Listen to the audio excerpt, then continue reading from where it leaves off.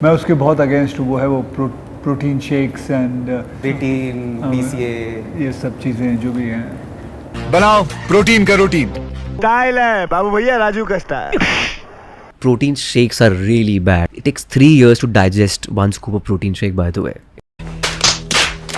When you talk about supplements, the vitamins, the proteins are something that is absolutely necessary. तो guys, देखा आपने किस तरीके से आपको डिफरेंट ओपिनियंस जो है सप्लीमेंटेशन के बारे में, फूड के बारे में, ट्रेनिंग, न्यूट्रिशन के बारे में सुनने को मिलती है सोशल मीडिया में, इंटरनेट में, टीवी में।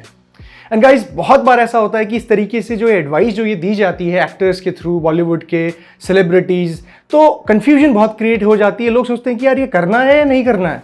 तो आज इस वीडियो में मैं आपको सही तरीके से बताने वाला हूँ कि भाई फिटनेस एडवाइस जो है वो आपको कहाँ से लेनी चाहिए, और जब आप इस तरीके की फिटनेस एडवाइस लेते हैं तो आपके दिमाग में क्या समझ होनी चाहिए कि ये क्यों बोला गया है। सो गाइस, बने रहिए, इस वीडियो को देखते रहिए। And welcome back, this is Jeet Salal, health and fitness coach, founder of Himalayan Stallion. Let's start the video. So सबसे पहले तो गाइस ये समझिए कि सप्लीमेंटेशन होता क्या है। सप्लीमेंट्स बेसिकली आपकी डाइट को पूरा करने वाला, यानी कि एक तरीके का डाइटरी सप्लीमेंट है जो आपके होल फूड्स, चिकन, राइस, दूध, दही, अंडे जो आप खाना खाते हो, सब्जियां, उसमें जो चीज कमी रह जाए उसको पूरा करने के लिए हम सप्लीमेंट्स लेते हैं। मैंने बहुत बार बताया है।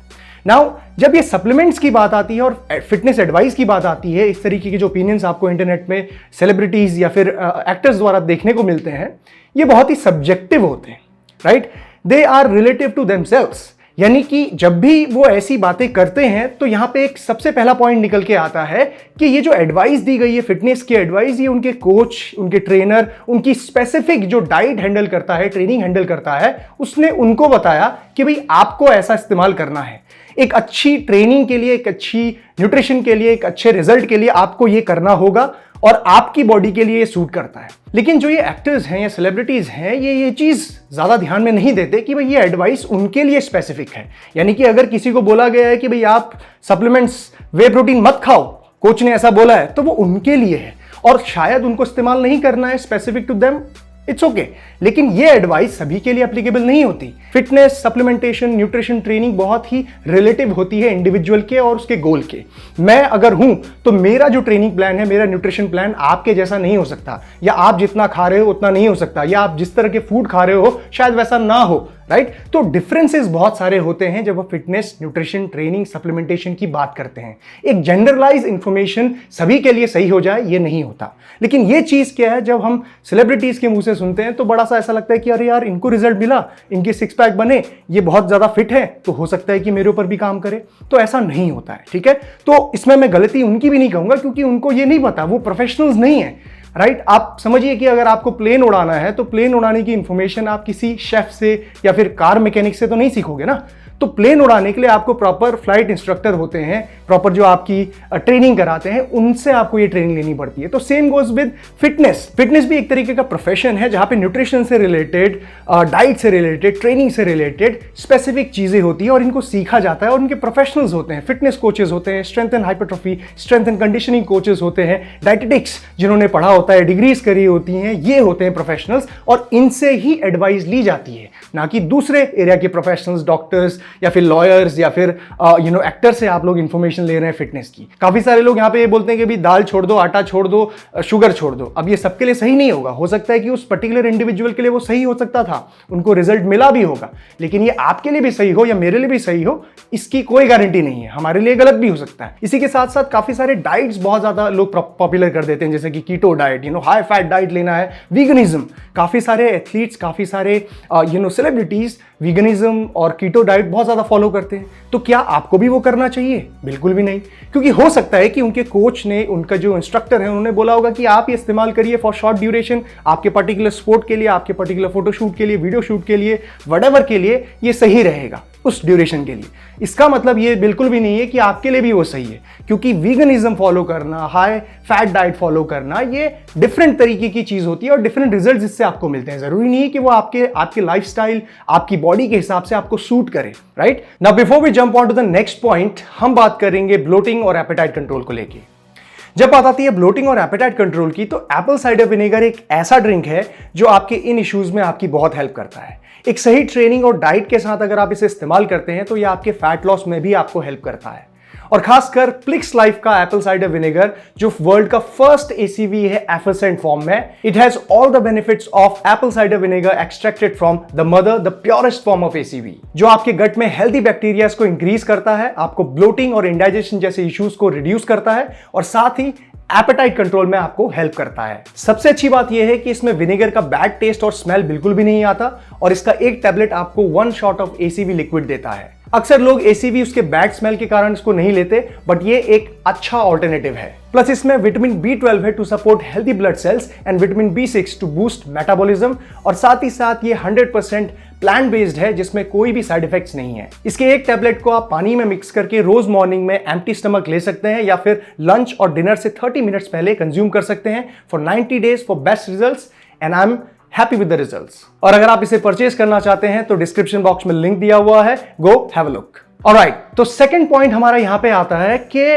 Let's understand that fitness, training, nutrition is a study. ये एक प्रोफेशनल फील्ड है जिसके बारे में पढ़ाई लिखाई करना बहुत जरूरी है। ये मैं बहुत बार बोल चुका हूं, लेकिन फिर भी यहां पे समझना बहुत स्पेसिफिक हो जाता है कि किस तरीके की पढ़ाई। देखिए, अगर आप एक फिटनेस कोच बनते हैं या बनना चाहते हैं या फिटनेस ट्रेनर बनना चाहते हैं, न्यूट्रिशनिस्ट बनना चाहते हैं, तो आपको यहाँ पे specific degrees, certifications, courses, diplomas करना बहुत जरूरी है। बहुत सारे ऐसे कोर्सेज होते हैं, जैसे कि आप चाहें तो बैचलर्स इन एक्सरसाइज साइंस कर सकते हैं, न्यूट्रिशन में बैचलर्स कर सकते हैं, डायटिटिक्स में बैचलर्स कर सकते हैं, स्पोर्ट्स न्यूट्रिशन में बैचलर्स कर सकते हैं, देन यू कैन फॉरवर्ड आगे की तरफ आप मास्टर्स भी इसमें कर सकते हैं। अगर आपको मैनेजमेंट साइड ऑफ स्पोर्ट्स पढ़ना है, मैनेजमेंट, स्पोर्ट्स मार्केटिंग या स्पोर्ट्स थेरेपी, ये सारे सब्जेक्ट्स, इन सारे फील्ड्स की तरफ आप जब पढ़ते हैं तो ही आप एक प्रोफेशनल बन पाते हैं, राइट? प्रोफेशनली काम कर पाते हैं। और जब एक प्रोफेशनल इंसान बनता है तब जाके वो किसी को advice fitness related, training related, nutrition related, management related, marketing related दे सकता है। जैसे मैं खुद की बात करूं तो I have done bachelors in sports management and sports marketing plus exercise science related degrees already करी हुई हैं और साथ ही साथ सर्टिफिकेशन की हैं, जिसके बेसिस पे मैं एज अ स्पोर्ट्स मैनेजर और now as a health and fitness coach, strength and conditioning coach काम कर रहा हूं। तो ये प्रोफेशनल स्टडी है, प्रोफेशनल फील्ड है। इसमें प्रॉपरली आपको सर्टिफाइड या फिर डिग्रीज लेनी पड़ती हैं ताकि आप प्रोफेशनली इसमें काम कर पाएं। साथ ही साथ आप उस डिग्री के बाद एक्सपीरियंस भी लें, प्रैक्टिस करना भी बहुत जरूरी है इस चीज को। तीसरा और आखिरी पॉइंट आता है हमारा होल फूड्स वर्सेस सप्लीमेंट्स। अब देखिए, ये बात तो बिल्कुल सच है कि आपके सप्लीमेंट्स होल फूड के साथ कभी कंपीट नहीं कर सकते। अगर आप होल फूड्स नहीं खा रहे हो और सिर्फ सप्लीमेंटेशन पे रिलाई करते हो तो ये बहुत गलत है। सप्लीमेंटेशन आपके होल फूड्स का सिर्फ 5 से 10% होता है, मतलब एक बहुत छोटा हिस्सा। मतलब अगर दिन भर में आप सिर्फ ये सोच रहे हैं कि सप्लीमेंट्स लेंगे तो आपकी डाइट, रिकवरी सब कुछ हो जाएगा, ट्रेनिंग में आपको बहुत अच्छे रिजल्ट मिलेंगे, तो ऐसा नहीं है। आपके होल फूड्स जैसे कि राइस, चिकन, ओट्स, पनीर, दूध, दही, वेजिटेबल्स, फ्रूट्स, ये सारे के सारे होने ही चाहिए डाइट में। उसके ऊपर से जब आप सप्लीमेंट्स लेते हैं तब वो आपको रिकवरी और मसल गेन करने में, स्ट्रेंथ गेन करने में हेल्प कर पाता है, आपके बॉडी के फंक्शन में हेल्प कर पाता है ना। बहुत सारे लोग सप्लीमेंटेशन इस्तेमाल करना चाहते होंगे, लेकिन एक बात यहाँ पे ध्यान रखिए कि अगर आप एक बिगिनर हैं तो अपनी बॉडी को जरूर थोड़ा वक्त दीजिए ट्रेनिंग में, कंसिस्टेंसी ऑफ न्यूट्रिशन में, उसके बाद ही सप्लीमेंटेशन पे जंप करिए। यानी कि लगभग अपनी बॉडी को आप 6 महीने से लेकर 1 साल तो देना चाहिए आपको।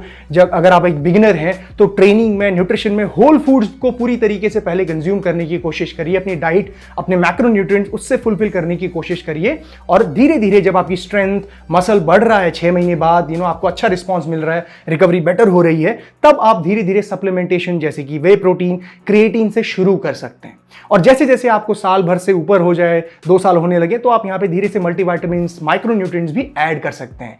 तो बेसिक मतलब यहां पे ये है कि सप्लीमेंटेशन की जरूरत आपको पैदा करनी होती है, रिक्वायरमेंट डेवलप करनी होती है, डिमांड क्रिएट करनी पड़ती है, तभी उस डिमांड को फुलफिल करना है। डिमांड ही नहीं है और आप उसको फुलफिल किए जा रहे हो तो वो चीज आप डाल रहे हो बॉडी में, वो वेस्ट होती है। सो गाइस, ये थी इंफॉर्मेशन कि भाई फिटनेस की एडवाइस आपको किन लोगों से लेनी चाहिए और किन लोगों से नहीं लेनी चाहिए। देखिए, ये मतलब किसी को गलत बुरा मानने वाली बात नहीं है, लेकिन दिस इज अ फैक्ट। मतलब मेरे को अगर मेरे हार्ट में कोई प्रॉब्लम होगी तो मैं डॉक्टर के पास ही जाऊंगा ना, मैकेनिक के पास नहीं जाऊंगा। तो ये समझना आप, इसीलिए मैं ये चीज़ कह रहा हूँ कि लेट्स अंडरस्टैंड, मतलब जितना हम इस चीज़ को अवेयरनेस क्रिएट करेंगे उतनी ही ज़्यादा हमारी जो इंडिया में लोगों की फिटनेस को रिलेटेड, ट्रेनिंग न्यूट्रिशन को रिलेटेड जो नॉलेज है वो बढ़ेगी, राइट? हम ही लोग ऐसा करेंगे, ठीक है? सो गाइस, अगर आपको कोई भी कंफ्यूजन है तो प्लीज़ कमेंट सेक्शन में मुझे बताइए, और अगर आपको ये वीडियो पसंद आई है तो इसको थम्स अप बटन ज़रूर क्लिक करिए और अपने दोस्तों के साथ ज़रूर शेयर करिए। मैं मिलूंगा आपको नेक्स्ट वीडियो में। टेक केयर, जीत सलाल, बाय बाय।